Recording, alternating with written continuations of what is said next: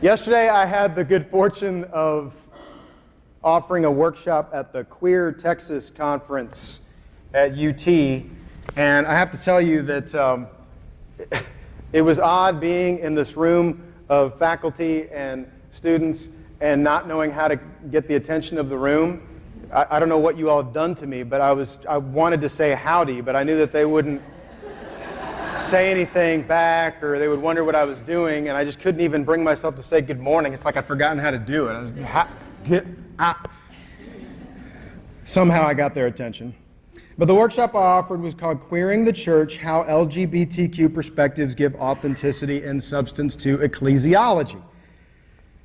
Being the only clergy person at that event, and having the only workshop that addressed matters of religion, I felt pretty honored to be there. It felt good to share information with a room full of students and faculty about the United Church of Christ's open and affirming statement. And it felt good to explain how that statement bespeaks a spirit of hospitality to all people, with an emphasis to the LGBT community, and how other denominations have similar statements.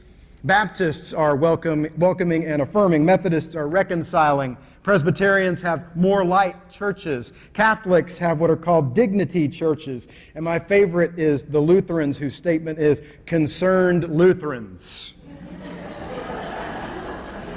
Which sounds like an indie band, if you think about it. Seattle, put your hands together for Jess Wade and the Concerned Lutherans. You're welcome. It felt good to see heads nodding and people taking notes when I posed the constructive question, what if we understood our sexual orientation and gender identity as gifts from God, and not a sickness that needs to be dealt with? It felt good. And it felt good when Shane Wally, the education coordinator for UT's Gender and Sexuality Center, said to me after the workshop, a lot of times I find myself grinding my teeth at workshops that are about religion and sexuality, so thank you for keeping me from grinding my teeth. It felt good because it affirmed what I already know about the United Church of Christ and about Friends Congregational Church, that we are not like those who would use the Bible as a weapon to scare people. It felt good because it affirmed what I already know about myself, that I would not preach a fire and brimstone sermon about praying the gay away. Nope. Not me. I'm not like that. We're not like that. And thank God we're not like that. And then I hear a new spin on an old parable. Two people went to the Interfaith Chapel at the airport during a layover to pray. One, a United Church of Christ congregant, and the other, a member of a non-denominational congregation called Fundamentalist Bible Church. The UCC member, standing by himself, was praying like this: God, I thank you that I am not like other people. Religious fanatics, biblical literalists, homophobes, or even like this fundamentalist.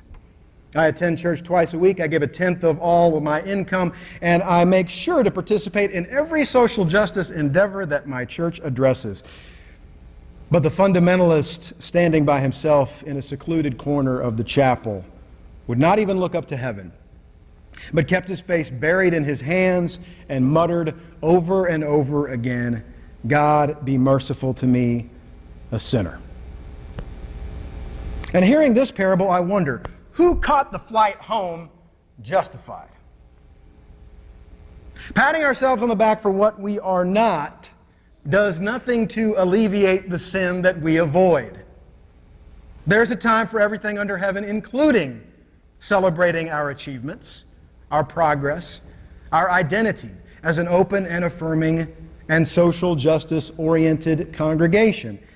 But thanking God for what we are not must also be preceded by an introspective admission of what we are. Otherwise, our thanksgiving is merely self-aggrandizement. Whether the parable is told in Jesus' words or that same parable is told with updated details, Jesus uses it to teach us a lesson about introspection. For all who exalt themselves will be humbled, but all who humble themselves will be exalted. It sounds like prayer is meant to be an exercise in introspection, an exercise in self-analysis and self-reflection. Charles Cussar writes, "Prayer is the occasion for honesty about oneself and generosity about others." Well, if we're going to be honest about ourselves, it doesn't matter if we are a Pharisee or a tax collector, or if we're a UCC church member or a non-denominational fundamentalist.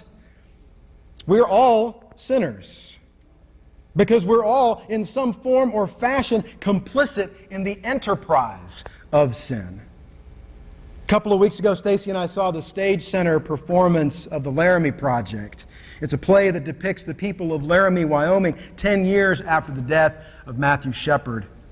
Remembering that hate crime that captured the attention of the nation, one of the characters in the play, a woman, said, "You know, it really bothered me when the media came to our town, shoving microphones in our faces and asking us about Matthew. But what bothered me even more," she said, "was that all of us kept saying, 'It's terrible what happened to that boy, but that's not us. That's not Laramie. We're not like that.' It bothered me, I thought, because I thought, well, if we're not like that, then what are we like?" And she said, "The truth is, we are like this." And then every actor on the stage behind her said right back to her in unison, "We are like this." Beloved community, we are like this. We may not be homophobic or physically violent or murderous perhaps, but we all possess the troublesome dynamic that leads to those moral deprivations and a host of other ones. We all possess the tendency for self-righteousness that, left unchecked, summons our worst selves as opposed to our better angels. As Ice Cube would say, you better check yourself before you wreck yourself.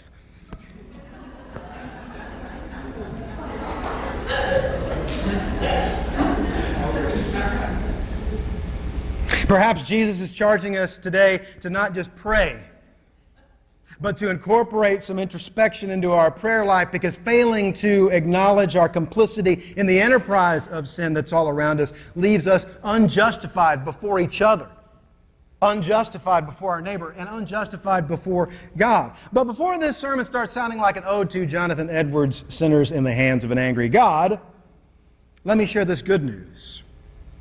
Recognizing our own part in this world's brokenness is the point where God's redemption starts. Recognizing sin in all of its forms in our world and then naming and claiming our connection to it is the entryway for God's redemptive power to come into our lives and change us. And it's through us, each one of us, that God changes the world, redeems the world, one act of love at a time, like we shared with our children just a moment ago. So let me offer an example. In Christian Century magazine, the food activist, do we have any food activists in the room? Maybe. Claim your power. There are food activists, apparently. I'm sharing this with you. Maybe this will spread. The food activist Francis Moore LePay said last week that there is enough food in the world to feed everyone adequately. I thought that there was a food shortage. Didn't you? LePay says for every human being on the planet, the world produces 2 pounds of grain per day, roughly 3,000 calories, and that's without even counting all the beans, potatoes, nuts, fruits, and vegetables that we eat as well. Nor does LePay's study take into account wild food that many rural communities eat. The point is that while we passively assume that there's simply not enough food for everyone in this world, our problem is not that we have a food shortage. Our problem is that we have an inefficient food system. Nearly half the food purchased by Americans goes to waste. It breaks my heart every time we do this in the house.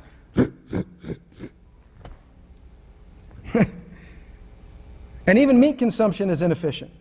LePay reports that for every man, woman, and child alive, 1,700 calories in grain are going to livestock, which at best can return only 400 calories to us in meat. When there is an abundance of food, and when there is a system in place that stifles that abundance to the extent that a small few have sustenance and a startling majority do not, that system is a sinful enterprise. I wonder, to what extent am I complicit in that enterprise, and what can I do about it? Prayerful introspection stokes my wonder, you see. So what if we were to look at the fact that 925 million people worldwide are hungry, that poor people spend most of their money on food, and that every 13 seconds a child dies from hunger-related causes? What if we were to look at those facts, and before we made any judgments about them, before we tried to make sense of those stats, we paused and said, "Have mercy on me, God, a sinner"? I wonder what might start to happen. By the way, I got that information about world hunger from our youth group's participation in the 30-hour famine. We've got some prophets in our midst, maybe some food activists. Here's some other introspection going on in our church. The social justice class is reading a book called Friendship at the Margins. It shares the experiences of two people who work with an organization called Word Made Flesh Ministries. And they argue that mission work needs to be about working with people as friends versus trying to help those people who are less fortunate than us. One of the co-authors of the book, his name's Chris, he shares a story about how he was doing mission work in India, and he lived with a Hindu family there. And he discovered that the family made their living sewing clothes that we enjoy from places like Old Navy, The Gap, Banana Republic, to name a few. And the reason why we were able to save so much money shopping for those clothes is because often the people who make them are exploited for their labor. Chris discovered that the family he was working with were working overtime to sew these clothes and were earning $1 a day. $1 a day. So when he returned to the United States, Chris vowed to go back to India to give the family the money they had coming to them for their labor. That's what he was thinking in his mind. How he accumulated that money was well-intentioned and noble.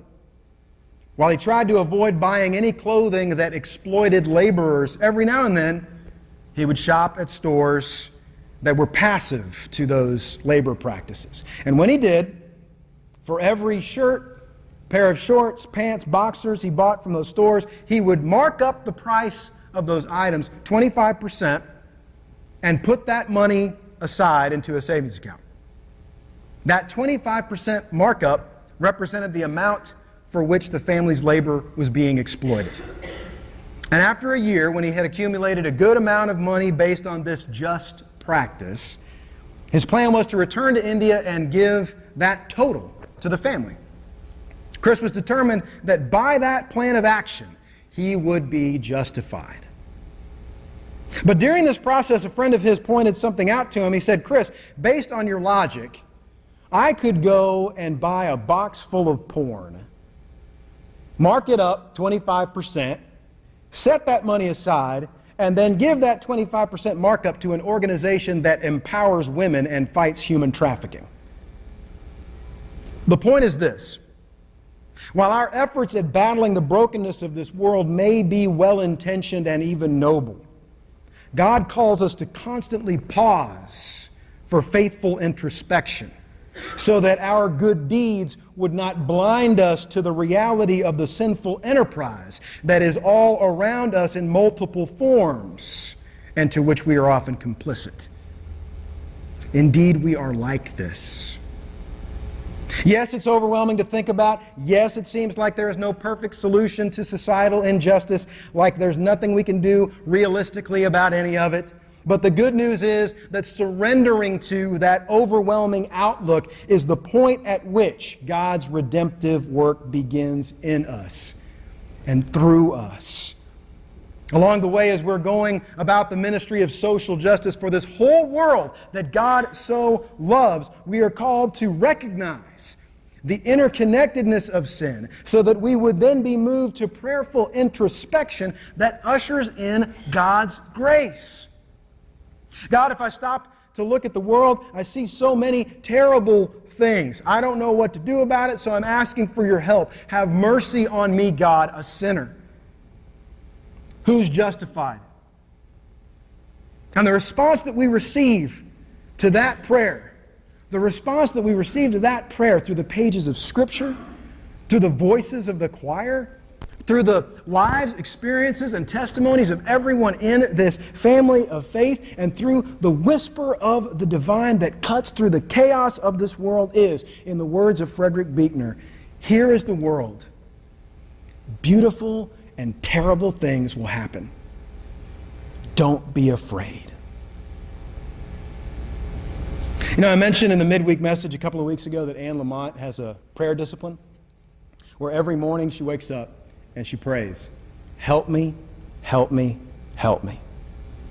And every night she prays, thank you, thank you, thank you.